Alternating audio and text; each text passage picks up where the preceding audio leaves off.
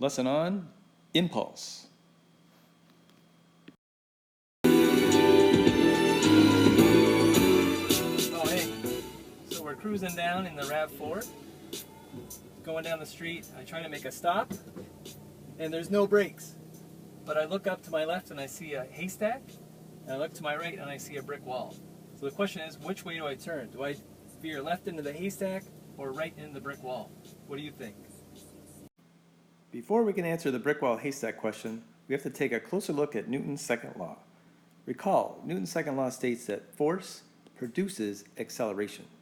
And in mathematical equation, force equals mass times acceleration. Now let's also recall the definition of acceleration.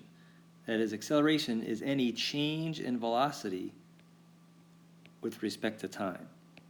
So let's substitute that in for acceleration here in our Newton's second law equation. Thus we get that force equals mass times change in velocity over time. Now let's multiply time over to the left side to clean up our equation. Now we see we have force times time equals mass times velocity.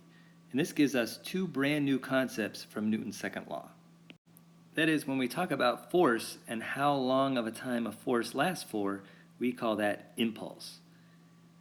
When we have mass and velocity together, well, mass we called inertia. So now we have inertia in motion, and we refer to that as momentum. In our final format, we can see that impulse, I, equals a change in momentum, lowercase p. Let's see how the concepts of impulse and momentum help us answer the brick wall haystack question. So, what did you say? Should I bear left and crash into the haystack, or should I bear right and crash into the brick wall? In order to answer that, there's actually two questions you need to consider. The first question is, what is the same about both collisions? That is, if I have an initial speed and thus an initial momentum, well, both the haystack and brick wall will bring my car to a stop and have a velocity of 0, thus changing my momentum to 0, as shown here. The next question is, what is different about each collision? I know that both the haystack and brick wall will bring my car to a stop, but how exactly do they bring my car to a stop? And do I have a choice? That choice being, if I want to survive the collision, I want to experience as small a force as possible. So which one of these provides me with the lower amount of force? Well, hitting a brick wall sounds like that'll provide a very large force to my car, whereas hitting and going through a haystack will provide a much smaller force to stop my car. The other thing that's different is the time of the collision. When I hit the brick wall, it's pretty immediate and pretty sudden, so that time is pretty small.